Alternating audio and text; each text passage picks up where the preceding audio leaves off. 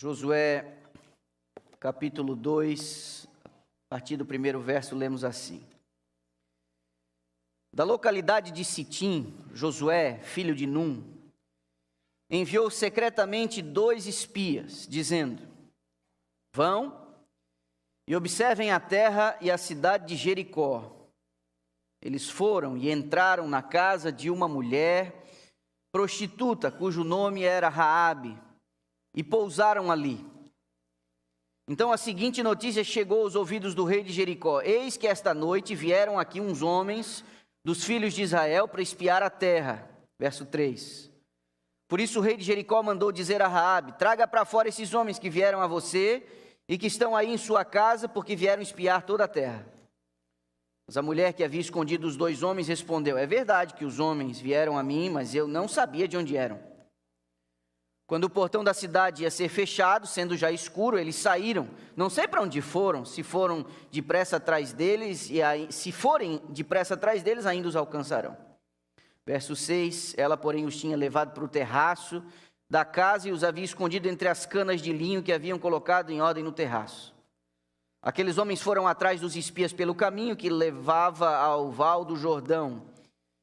E depois que eles saíram, fechou-se o portão da cidade. Verso 8, antes que os espias se deitassem, Raabe foi aonde eles estavam no terraço e lhes disse: Bem sei que o Senhor deu esta terra a vocês, e que o pavor que vocês estão causando caiu sobre nós, e que todos os moradores da terra estão se derretendo de medo. Porque ouvimos que o Senhor secou as águas do Mar Vermelho diante de vocês, quando saíram do Egito. Também ouvimos o que vocês fizeram com os 2 reis dos amorreus, Seom e Og, que estavam lá do outro lado do Jordão, os quais vocês destruíram. Verso 11, quando ouvimos isso, o nosso coração se derreteu, todos ficamos desanimados por causa da presença de vocês, porque o Senhor, o Deus de vocês, é Deus em cima nos céus e embaixo na terra. E agora, jurem pelo Senhor, que assim como usei de misericórdia para com vocês, vocês também usarão de misericórdia para com a casa de meu pai, e que me darão um sinal certo, de que conservarão a vida do meu pai, da minha mãe, dos meus irmãos, das minhas irmãs, com tudo que eles têm, e de que livrarão a vossa vida da morte. Então os homens lhe disseram, verso 14, a nossa vida responderá pela de vocês. Se vocês não denunciarem essa nossa missão, quando o Senhor nos der essa terra, usaremos de bondade e de fidelidade para com você. Então ela os fez descer por uma corda pela janela, porque a casa em que ela morava estava construída sobre a muralha da cidade. E disse a eles: Vão para o monte para que os perseguidores não os encontrem. Escondam-se lá durante 3 dias e até que eles voltem, depois sigam o seu caminho. Os homens lhe disseram: Estaremos desobrigados desse seu juramento que nos fez jurar. Se quando entrarmos nessa terra, você não amarrar este cordão de fio de escarlate na janela por onde você nos fez descer. E se você não reunir a sua casa, do seu pai, da sua mãe, dos seus irmãos, toda a sua família, do seu pai. Quem sair para fora da porta da casa será responsável pelo que lhe acontecer, e nós seremos inocentes. Mas se alguém puser a mão em alguém que estiver com você dentro dessa casa, nós seremos responsáveis. E se você denunciar essa nossa missão, estaremos desobrigados do juramento que você nos fez jurar. E ela disse: Que assim seja como vocês disseram. Então Raabe os despediu, e eles se foram, e ela amarrou o cordão de escarlata na janela. Deixa eu ver a mão. Quantas pessoas já ouviram falar dessa história aqui? Deixa eu ver as mãos. Tá bom? Hoje nós estamos começando uma série não sequencial. Uma série sobre a graça de Deus. A graça de Deus que é um favor imerecido aos seres humanos caídos. A graça de Deus que desafia o nosso senso de justiça. O senso de que algumas coisas são merecidas e outras não. Uma série que vai nos ajudar também a interpretar melhor a relação da graça com a obediência. Pois bem, no texto que acabamos de ler, eu faço alguns destaques. O primeiro deles é a expressão de Raabe àqueles 2 homens sobre o que ela e os habitantes daquela cidade sabiam sobre o Deus deles. Você vê Raabe recapitulando aqui alguns elementos importantes dos últimos 40 anos. Dos últimos 40 anos. O primeiro evento a qual se refere Raabe foi que Deus fez aquela nação inteira atravessar em terra seca as águas ou o mar vermelho. Essa notícia de que um povo, um grande povo, marchava pela superfície da terra e que havia atravessado o mar vermelho, essa notícia havia chegado em Jericó. Não foi sem aviso que os habitantes daquela cidade sentiram a aproximação dos israelitas. Não foi sem aviso. Ela diz que eles passaram pelo Mar Vermelho na saída do Egito, ou seja, a própria saída do Egito, da forma como foi, deve ter chegado aos ouvidos dos habitantes de Jericó. E eu e você sabemos que a fé, ela é despertada pela palavra de Deus. A palavra de Deus, ela retrata os feitos de Deus. Ela diz quem Deus é e o que Deus faz, ou seja, a crença, a convicção de que esse povo estava sendo guiado por um Deus, havia alcançado os limites daquela chave, daquela cidade que era uma porta de entrada para o território que Deus havia prometido, daria a eles em possessão. Mas também Raabe se refere a dois eventos, não tão distantes quanto a passagem do Mar Vermelho e a saída do Egito. Ela se refere a duas batalhas recentes que haviam recentemente acontecido. Duas batalhas contra os reis amorreus, Seom e Og.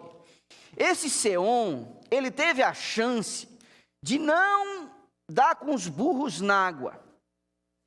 Esse Seom, a pedido de Moisés, uma comitiva oficial foi lá ao território dele e pediu uma passagem pacífica. Não vamos mexer em nada, não vamos pegar em nada, não queremos confusão, a gente só quer evitar dar um contorno muito grande. Então, se você permitir, a gente vai passar no meio do seu território. Esse homem, além de recusar o pedido, ele partiu para cima, para brigar com o povo de Israel. Consequência? Deus deu a eles a vitória, e uma vitória esmagadora contra este rei desbocado. O outro foi um tal de Og. Esse, o livro de Deuteronômio diz, inclusive, que ele dormia numa cama de parece que era uma cama de ferro de quase 4 metros, uma coisa assim.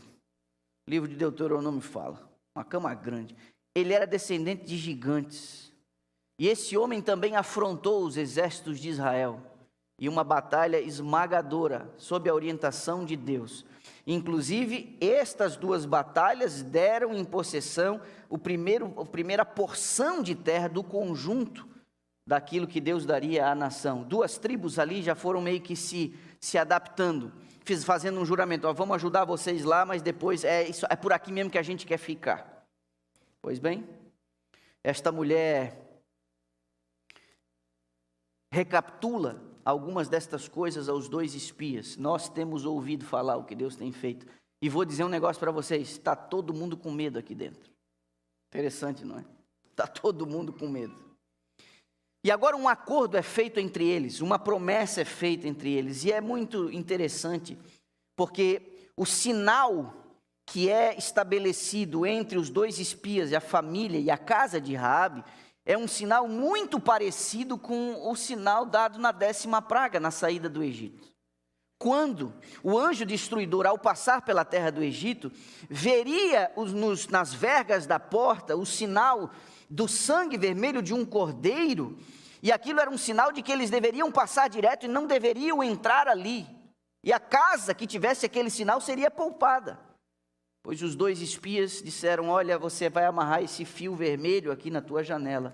E esse é o fio, esse é o sinal que vai dar condições de sua casa ser preservada. Há uma clara conexão aqui, a cor vermelha e o sinal na entrada da casa. Um outro aspecto relacionado à 10ª praga é que havia um componente familiar. De certa forma, o agrupamento familiar, na intimidade do lar, no recinto do lar, era um território protegido. E aqui eu diria a você, pai, você, mãe, você é o regente do lar, você é o regente da sua casa, e você é responsável por aquilo que acontece dentro da sua casa.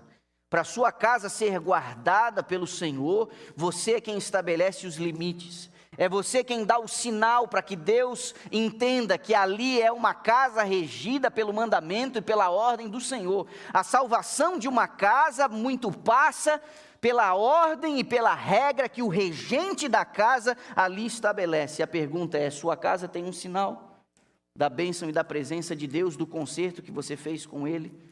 Esse é um aspecto interessante, porque na 10ª praga, as famílias foram reunidas dentro do recinto, e aqui os espias disseram: você tem que trazer teus pais, teus parentes, para você ficar dentro deste recinto aqui. Este recinto será salvo.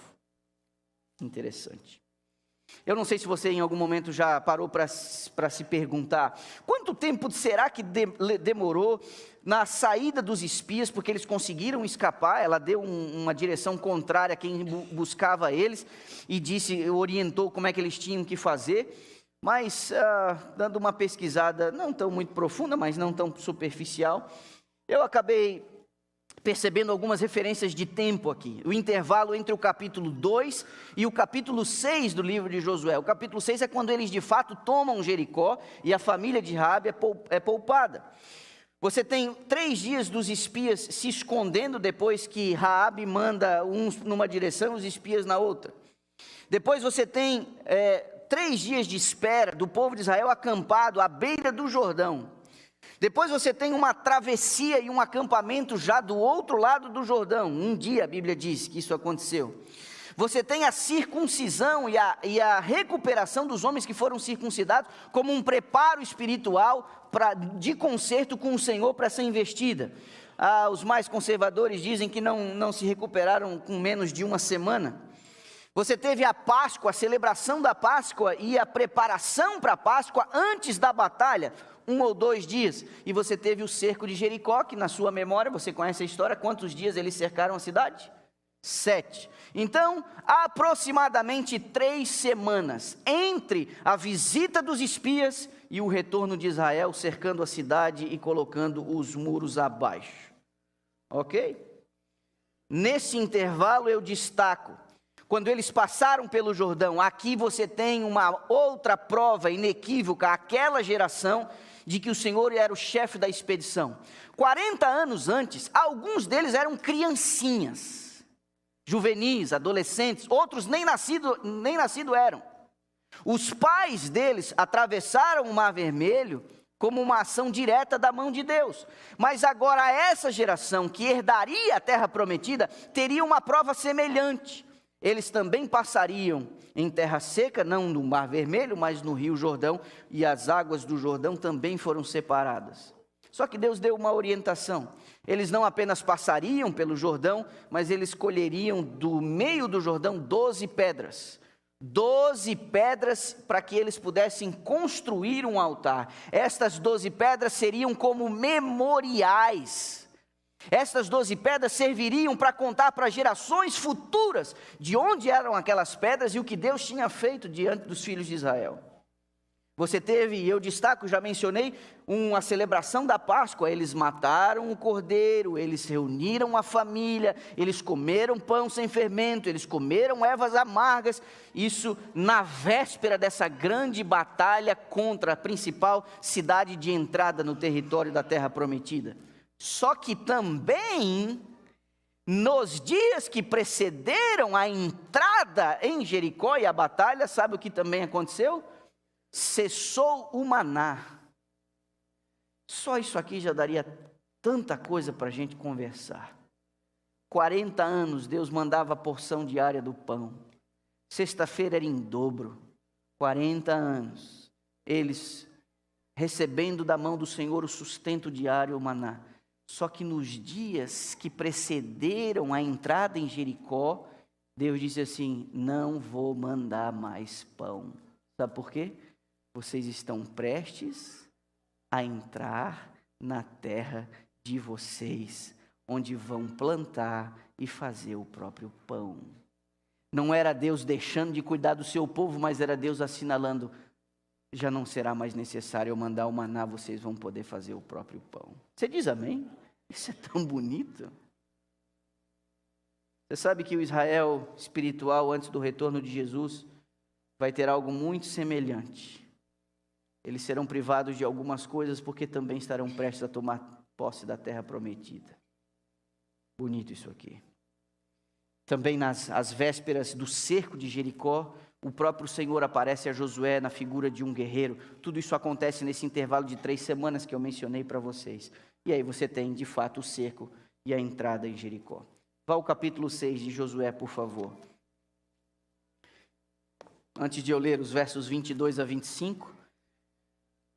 Se nós estamos falando de aproximadamente 3 semanas, quando você leu, estudou sobre esse assunto, em algum momento você já parou para pensar como não deve ter sido essas 3 semanas para Raabe?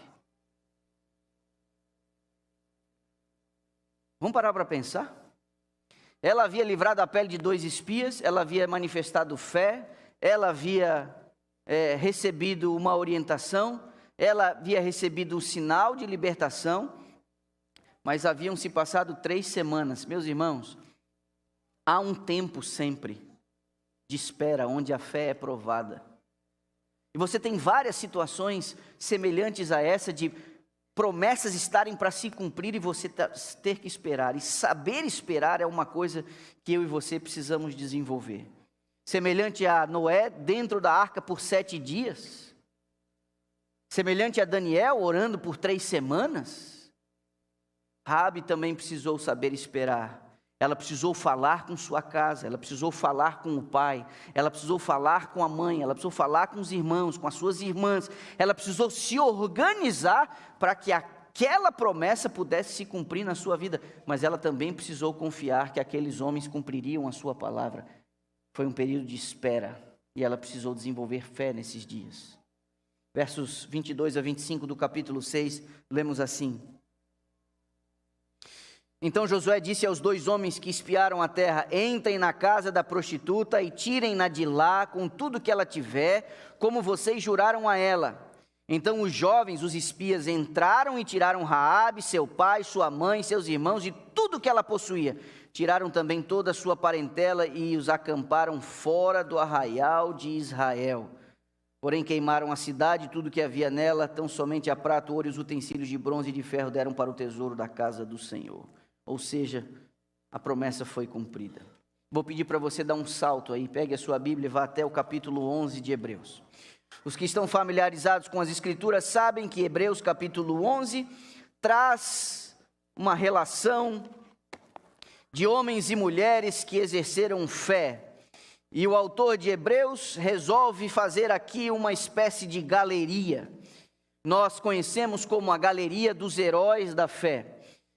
Muitos heróis bíblicos que fizeram alguma coisa em favor do plano e do desenvolvimento do plano da redenção, não tiveram o seu nome ali expresso, explicitamente nessa lista e nessa galeria de Hebreus capítulo 11, mas para mim e para sua surpresa, olha quem aparece no verso 31. Pela fé, Raabe, a prostituta, não foi destruída com os desobedientes, porque acolheu os espias com, que diz a tua Bíblia? Com paz. Olhe para mim. Primeiro, é possível que ao ler os versos do capítulo 6 de Josué e o de Hebreus 11 agora, você tenha pensado aí consigo, mas por que estão insistindo em chamar ela de prostituta, gente? Não podia apenas dizer Raabe? Não é? Nós já vamos chegar lá. Entenda que quando a Bíblia expressa, quando ela ressalta a ação de uma mulher naquele tipo de cultura, e ainda dizendo e explicitando a atividade profissional dela, marginalizada, cheia dos seus traumas, cheia de marcas, a Bíblia está querendo dizer um negócio para nós, que é o final da mensagem de hoje. Mas a Bíblia não nega a realidade dos seus protagonistas, ela não esconde, não maqueia, ela não torna a coisa melhorzinha do que de fato a realidade o é. Porque, meus irmãos, olhem para mim, não adianta a gente brigar com a realidade, não adianta você brigar com os fatos.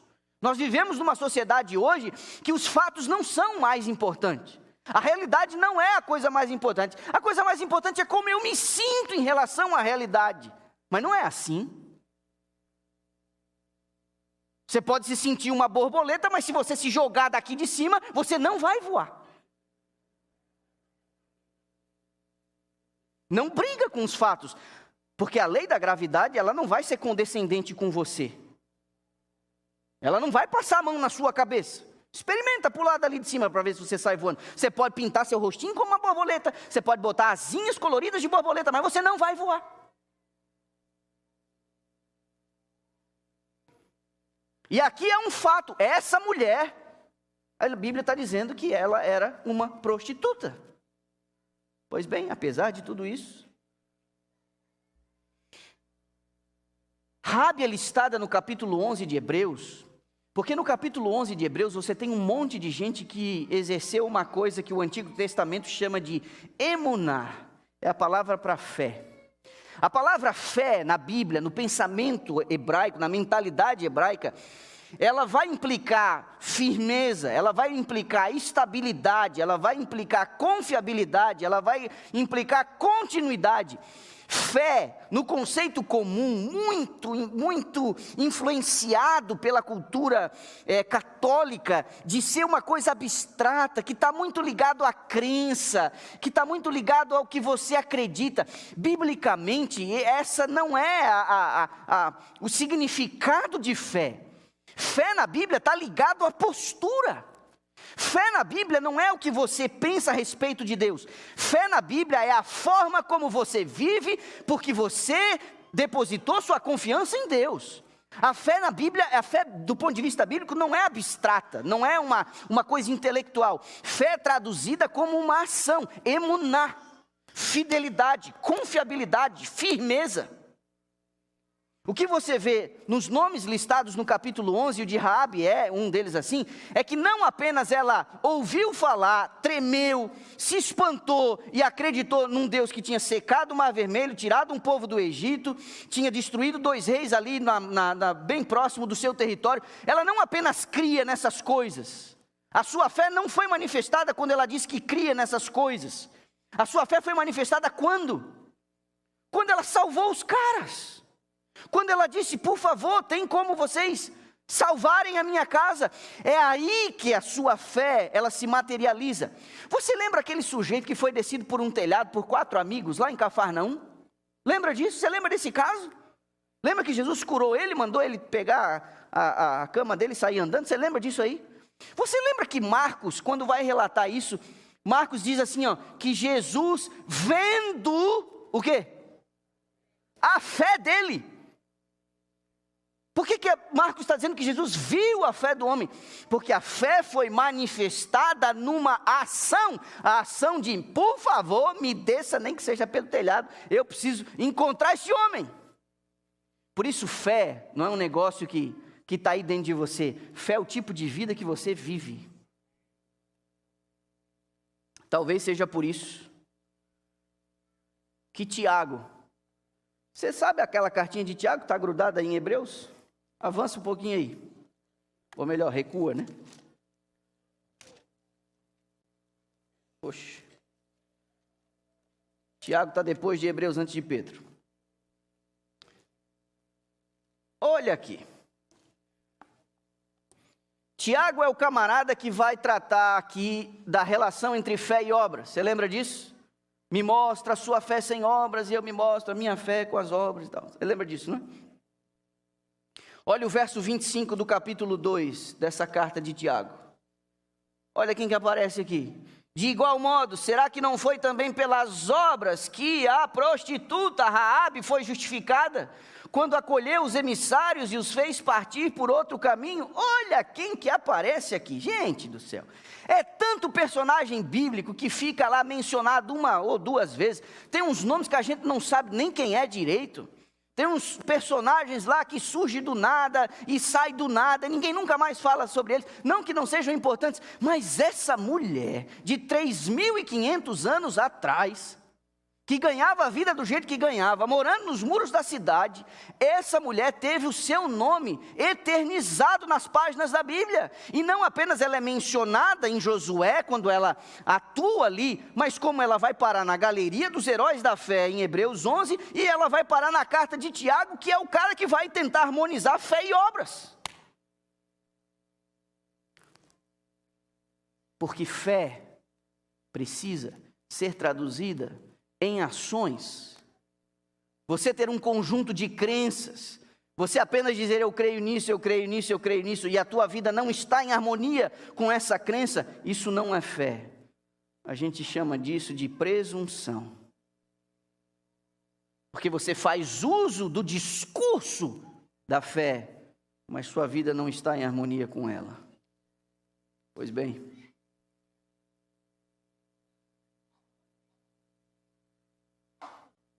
a graça de Deus, ela vai agir nos seres humanos, não apenas no momento em que eles passam a crer, mas ela também vai agir no ser humano quando essa convicção se traduz na obediência. E aqui nós temos uma grande surpresa ocorrendo, e eu vou pedir para você ir à última citação do nome dela. Não é a última em forma cronológica, mas é a última que eu vou utilizar com vocês aqui hoje pela manhã. Vá ao Evangelho de Mateus, capítulo 1, por favor.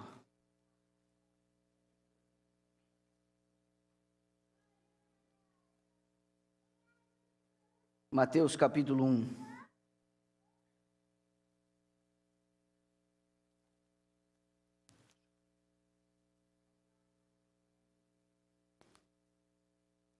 Verso 5 e a primeira parte do verso 6. Olha quem que aparece aqui.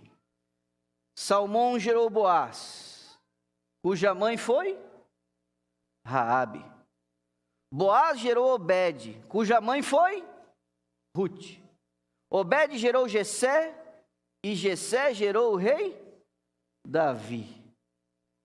Se você não fez as contas, Raabe foi tataravó de Davi. E Ruth, a sua bisavó. Se você ler a genealogia de Jesus, você vai perceber que, além de Maria, 4 mulheres são citadas. Nenhuma delas era de boa reputação. Ok, Ruth não fez nada para ser mal falada, mas os seus ancestrais fizeram. Você sabe que Ruth é o resultado do incesto dos seus ancestrais. Quando as filhas de Ló, uma delas, as duas, se deitaram com o pai e geraram filhos a partir do pai, e uma delas deu origem aos moabitas, e Ruth era moabita. E a outra é essa daqui.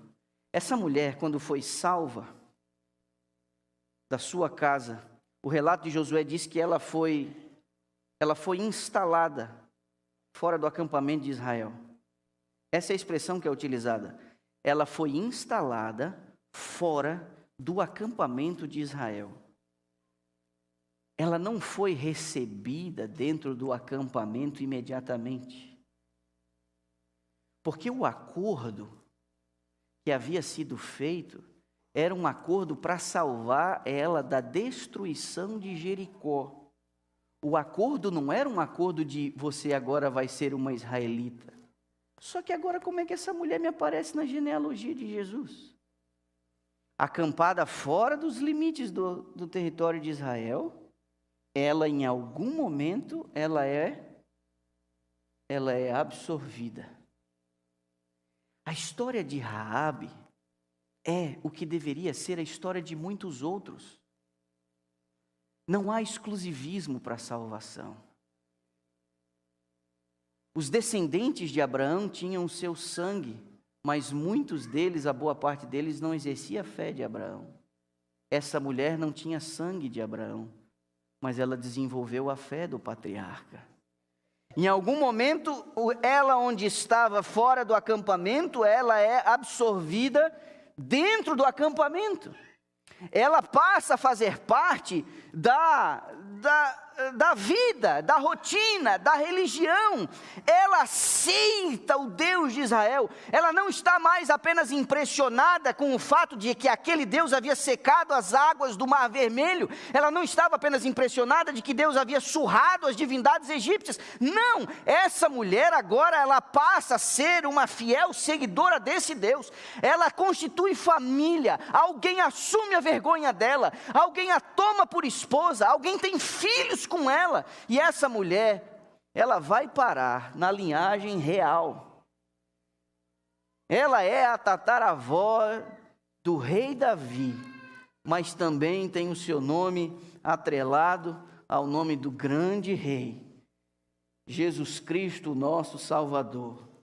E a Bíblia, que insiste aqui e ali em dizer Raabe a prostituta, Raabe a prostituta, Raabe a prostituta, a Bíblia agora vai citá-la aqui.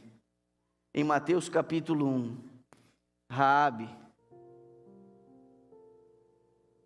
a mãe de Boaz, a tataravó de Davi. Não há exclusivismo, eu disse, na salvação provida por Deus. Meus irmãos, olha aqui para mim. Nesta série sobre a graça, alguns de nós vamos sair daqui meio contrariados. Porque a graça de Deus, ela é essencialmente escandalosa. A graça de Deus não leva em conta a multidão das nossas iniquidades, quando a mão trêmula do pecador se agarra ao braço do Todo-Poderoso. Como disse C.S. Lewis, Deus não ama as pessoas porque elas são boas, Ele as torna boas porque Ele as ama. Se você entrou nessa igreja hoje aqui se achando um crente muito respeitado, se você entrou hoje aqui muito satisfeito de quem você é, deixa eu dizer a você, você está correndo um sério perigo, porque as minhas e as tuas justiças não passam de trapos de imundícia. Para efeito de salvação, todos os acertos, todos os atos de obediência, todas as vezes que nós de alguma maneira fizemos alguma coisa que presta, para efeito de salvação, isso não vale absolutamente nada.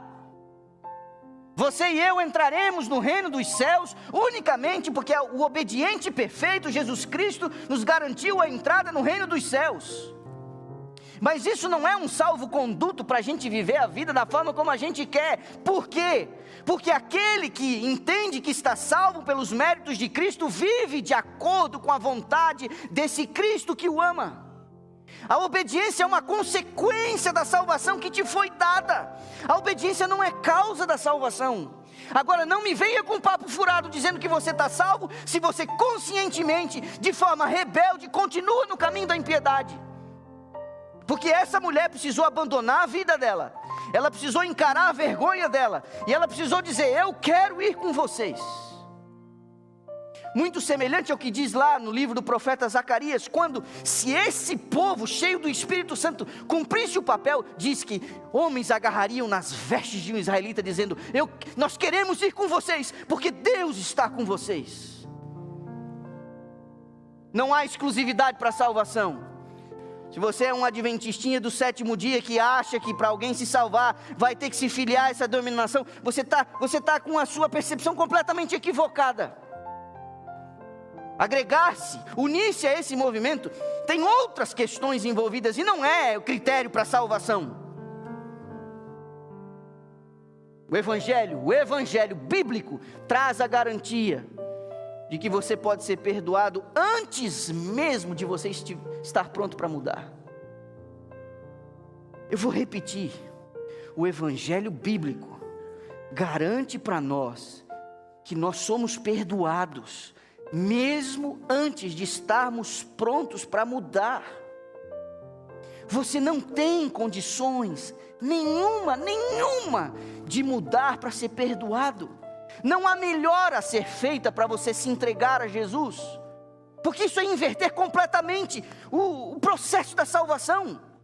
Primeiro Ele perdoa você, depois você muda. Primeiro Ele salva você, depois você muda. E alguém pode dizer, mas isso tem que ver com conversão, isso tem que ver com o nosso dia a dia. Para acertar amanhã, eu tenho que ser perdoado hoje. Para eu acertar hoje à tarde, no trabalho que eu tenho para fazer, eu tenho que estar justificado agora. A justificação sempre precede um ato de obediência genuíno. A graça de Deus é tão necessária para perdoar a gente, quanto para ajudar a gente a fazer a coisa certa. Por isso a gente precisa compreender a graça. E sabe a sensação que de vez em quando eu tenho? É que nós ainda não entendemos a graça. Todas as vezes que nos falta compaixão para aquele que erra, todas as vezes que a gente quer ver sangue, todas as vezes em que a gente sobe no palanque da nossa justiça própria e diz para os outros como que os outros precisam fazer e que eles não merecem uma segunda chance, é um sinal de que nós não entendemos a graça. Todas as vezes em que nós confundimos uma disciplina redentiva com uma punição arbitrária, é um indício de que nós não entendemos a graça. Todas as vezes em que nós nos alegramos porque alguém disse que a nossa dívida foi perdoada, mas nós não perdoamos quem nos ofendeu, isso é indício de que nós não entendemos a graça. Você está dizendo isso porque você não sabe o que fizeram comigo. Você está dizendo isso porque você não sabe o que ela fez comigo. Você não sabe como me abandonaram, como me rejeitaram. Por isso que você está dizendo isso. De fato, eu não sei o que você se passou e não sei o efeito disso no teu coração. O que eu sei é: a minha dívida com Deus é muito, mas muito maior do que qualquer dívida que alguém tenha comigo. E eu não quero ficar arrastando as dívidas dos outros como um para-choque velho fazendo barulho na minha caminhada. Qualquer pessoa que tenha me ofendido, ela já está livre. Do que depender de mim, ela já está livre. Porque eu não quero obstruir o caminho através do qual Deus quer derramar sobre mim a sua graça e o seu perdão. Perdoa-lhes, assim como nós perdoamos.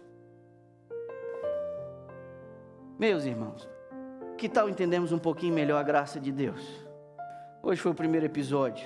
Essa mulher, ela manifestou fé, e a graça do fio vermelho foi manifestada. Um evento antes da cruz, que apontava para o Redentor lá na frente. Não é extraordinário?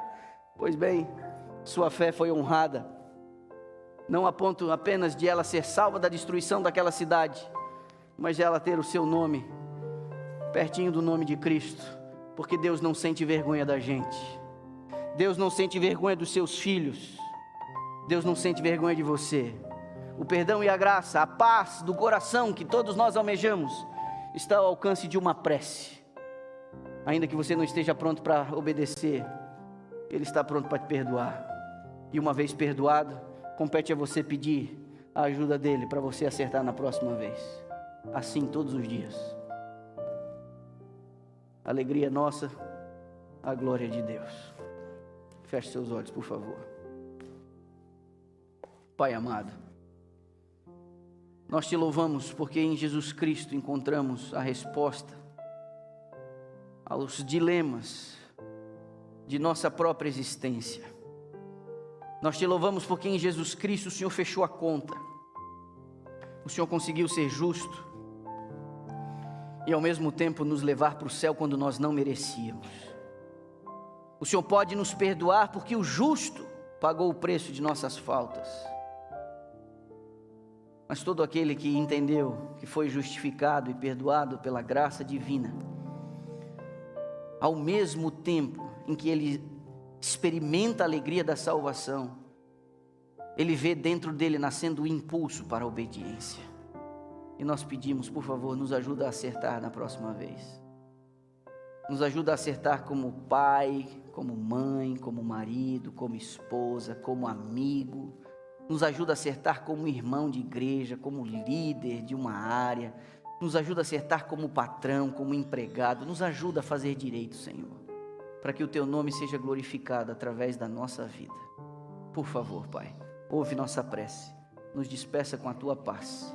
Nós oramos em Jesus Cristo, o nosso Senhor e nosso Salvador.